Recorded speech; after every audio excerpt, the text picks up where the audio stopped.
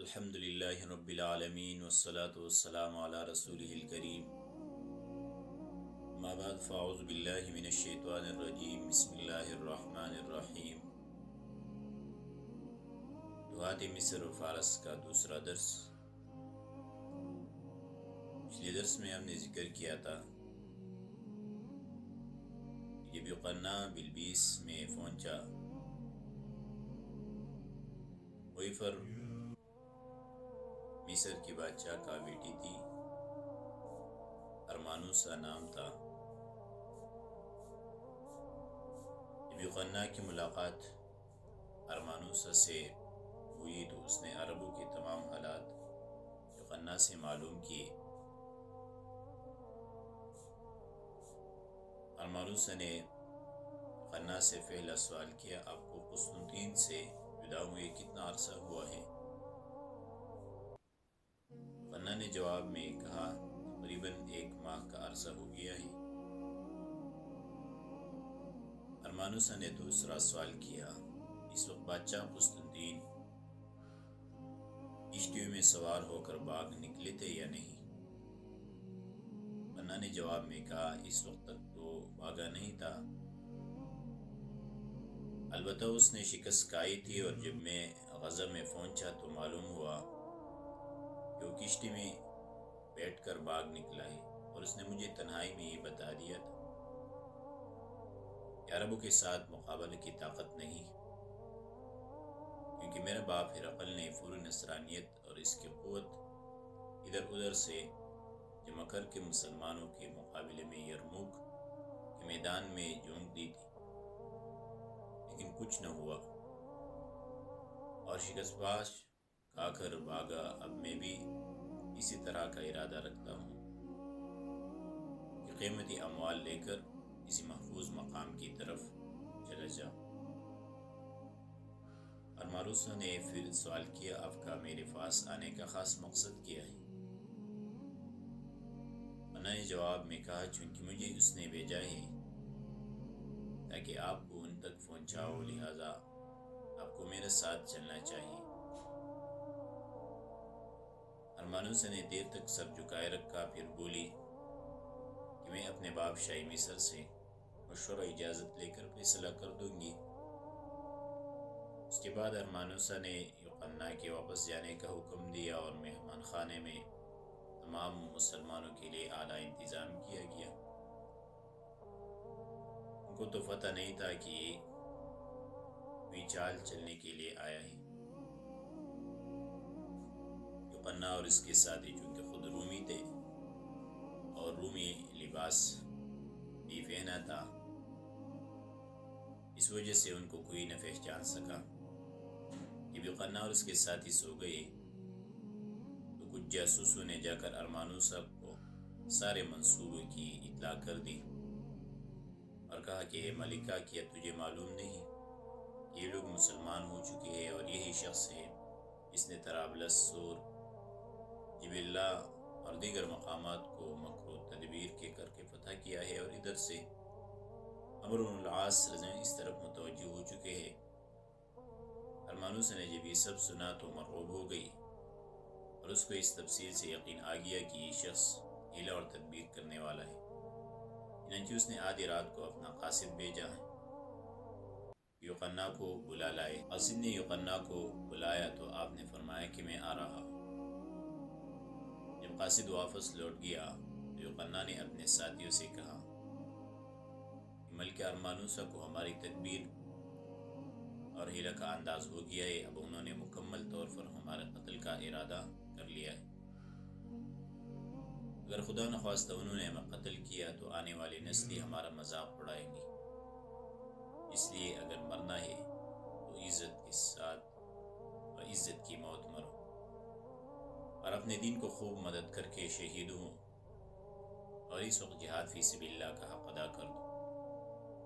راوی کہتا ہے کہ سب نے تیاری کی اور خوب جوش و جذبہ کے ساتھ وقت کا انتظار کیا۔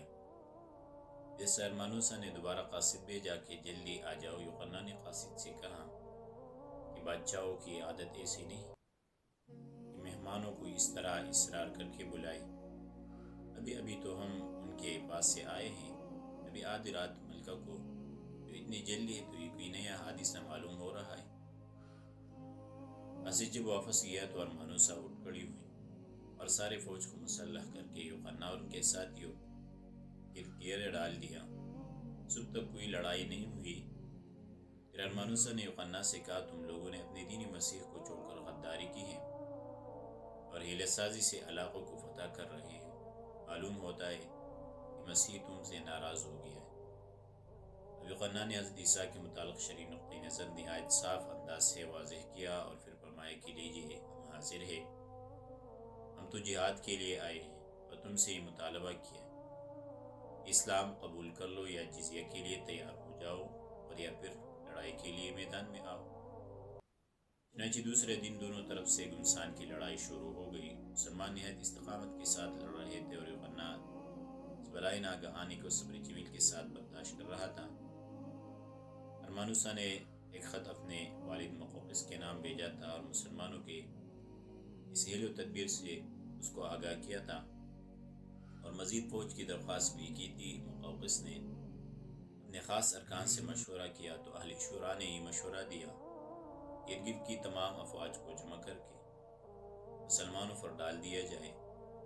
مقوقس نے ایک پرمور خطبہ دیا اور اسلام کے محاسن اور مسلمانوں کے ساتھ اللہ کی مدد اور ہرقل کی شکست کا تذکرہ کیا۔ ارکان دولت یہ سن کر جلمند ہو گئے، لیکن مقوقس نے اپنی حفاظت کے لیے پہلے سے 1000 غلاموں تیار کر رکھا تھا، اس لیے اس پر کوئی حملہ آور نہ ہو سکا۔ پھر مقوقس کے وزیر نے ارمانوسا کے نام خط لکھا کہ بادشاہ سلامت تجھے مسلمانوں سے لڑنے کی اجازت نہیں دیتا۔ خط موصول ہونے پر ارمانوسا نے مسلمانوں کا محاصرہ اٹھا لیا۔ اگر یہ قبطی لوگ اس سے راضی نہیں تھے، ارمانوسا نے اس خط سے یوحنا کو بھی آگاہ کیا۔ یوحنا نے مسلمانوں کو خوشخبری سنا دی کہ اللہ تعالیٰ نے ہمیں اس مشکل سے نکال دیا ہے۔ یوحنا رات کو نماز پڑھ رہے تھے کہ اچانک ایک شخص ان کے قریب آ کھڑا ہوا۔ یوحنا نے جب دیکھا تو وہ عمرو بن امیہ زبری رضی اللہ عنہ تھے، جو عمرو بن العاص رضی اللہ عنہ کی طرف سے بطور قاصد آئے تھے تاکہ مسلمانوں کی خیریت معلوم کرے۔ عمرو بن امیہ کے آنے پر یوحنا بہت خوش ہوئے۔ قاصد نے کہا کہ عمرو بن العاص آپ کے قریب ہی پہنچ چکے ہیں، اب آپ کا کیا حکم؟ یوحنا نے فرمایا کہ آپ انتہائی سرعت کے ساتھ جاؤ اور عمرو بن العاص کو فوراً ہماری مدد کے لیے متوجہ کرو تاکہ ہم ان قبطیوں کا کام تمام کریں۔ چنانچہ قاصد نہایت سرعت سے جا پہنچا اور عمرو بن العاص رضی اللہ عنہ کو تمام تفصیل سے آگاہ کیا۔ آپ نے افواج اسلامیہ کو حلہ بولنے کا حکم دیا اور فرمایا کہ زائد سامان یہیں پر چھوڑ دو اور ہلکے پھلکے ہتھیار لے کر دوڑو۔ چنانچہ اسلام کے ان شہبازوں نے کفر کے ان قووں پر شدید حملہ کیا۔ باہر سے جب نعرہ تکبیر بلند ہوا تو اندر سے بھی مسلمانوں نے تسبیح و تحلیل اور تکبیروں سے جواب دیا۔ دونوں طرف سے مسلمان نے اور گلشنی محمدی کے پہلوانوں نے قبطیوں کو کاٹنا شروع کیا۔ اب تب عالم تھا، ابھی طلوع نہیں ہوا تھا کہ قبطیوں کے 1000 آدمی مارے جا چکے تھے اور ایک بڑی مخلوق قید ہو چکی تھی اور باقی بھاگ چکے تھے، اور ارمانوسا کو گرفتار کر لیا گیا۔ اور راقم الحروف نے تلززاً کہا، من عہد عاد کان معروفا لنا اسر الملوک وقتلها وقتالهم، یعنی بادشاہوں سے لڑنا، انہیں قید اور قتل کرنا زمانے قدیم سے جانے پہچانے کارنامے۔ پھر حضرت عمرو بن العاص رضی اللہ عنہ نے مقوقس کے رسول اللہ صلی اللہ علیہ وسلم کے ساتھ احسانات کا تذکرہ کیا، ہدایہ کا ذکر کیا اور فرمایا اس احسان کا بدلہ یہ ہے کہ مقوقس کی بیٹی ارمانوسا کو حفاظت ان تک واپس کیا جائے، کیونکہ حضور صلی اللہ علیہ وسلم کی سنت یہ ہے کہ ارحموا عزیز قومی ذلی۔ مسلمان نے اور ان کے بڑے جنرلوں نے اس راستے کو پسند کیا اور ارمانوسا کو احترام کے ساتھ واپس کیا۔ یہ تھی بلبیس کی فتح۔ اس کے بعد عمرو بن العاص رضی اللہ عنہ اپنے لشکر کے ساتھ مصر کی طرف متوجہ ہوا۔ انشاءاللہ اس کا تذکرہ آگے درس میں ذکر کریں۔